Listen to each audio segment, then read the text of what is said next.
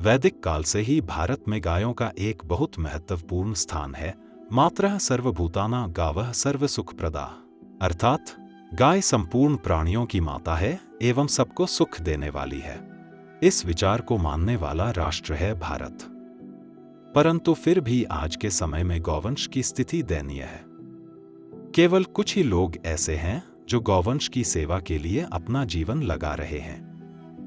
ऐसा ही एक स्थान मौजूद है हरियाणा के महेंद्रगढ़ जिले में श्री गौशाला के रूप में।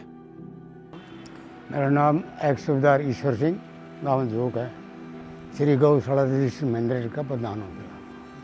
फिलहाल करीब 1650 गाय हैं।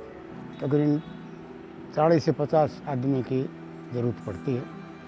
खाने पीने के भूसा और अनाज वगैरह होता है, दलिया वगैरह बनाते हैं, तो हम दलिया रांध के भी डालते हैं। वैसे कुछ रोटी आ जाती है, चार पिकअप टोटरी लगा रखी हैं, तो वो रोटी भी हम डालते हैं और अनाज भी डालते हैं और दलिया भी डालते हैं और खड़ भी डालते हैं। श्री गौशाला सभी गौवंश को आवास प्रदान करने का कार्य करती है। साथ ही उनके भोजन, स्वास्थ्य और स्वच्छता का भी विशेष ख्याल रखा जाता है। सब सफाई के लिए हम रखे हैं, सब झाड़ू वाले भी अलग हैं और बाकी वही देख रेख के लिए मक्खी मुक्खी का सगला प्रबंध हमारे पास में है। हमारी बिल्कुल एक डंडा के पास में हॉस्पिटल है। बोलते ही डॉक्टर को जो बीमारी हो जाती है, कोई ऐसी तकलीफ हो जाती है, फ़ौरन डॉक्टर आ जाते हैं, हमारे गाँव का इलाज कर देता है।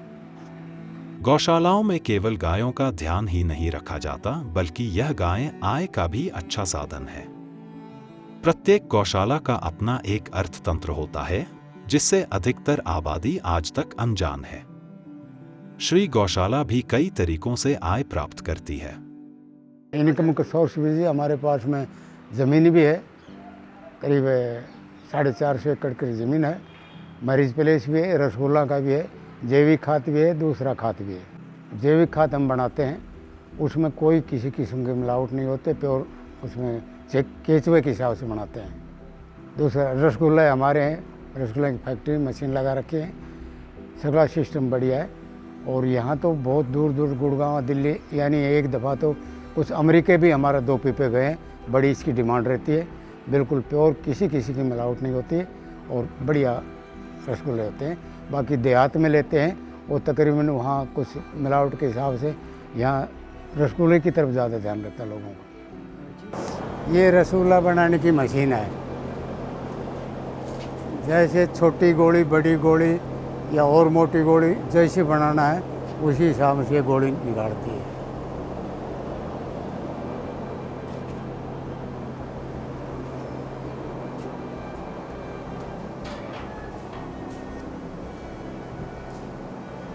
यहाँ पर मतलब वहाँ से निकालते हैं, यहाँ रख देते हैं। ये रसगुल्ला चाशनी पीने के बाद में ये कोल्ड रूम है हमारा।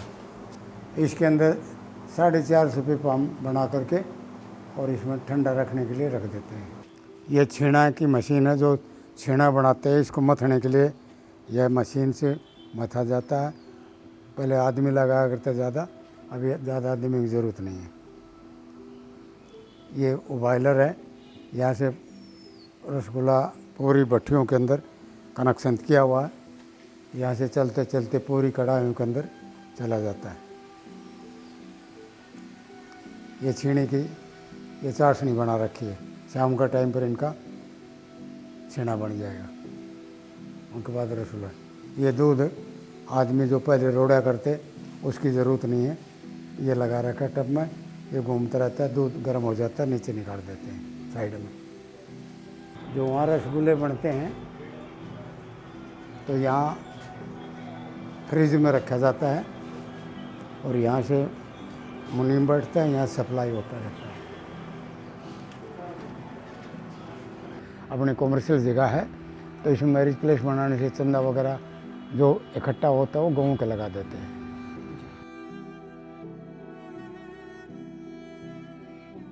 गोबर का जी कुछ तो हमें जैविक खाद बनाते हैं और बाकी गोबर को देहात ले जाती है, उसको हमें ठेका में दे देते हैं या ट्रॉली के हिसाब से दे देते हैं। उसकी भी इनकम है हमारे पास में। देहात में जो गाय आते, गाँव से गाय आती हैं, उसको हम ले लेते हैं।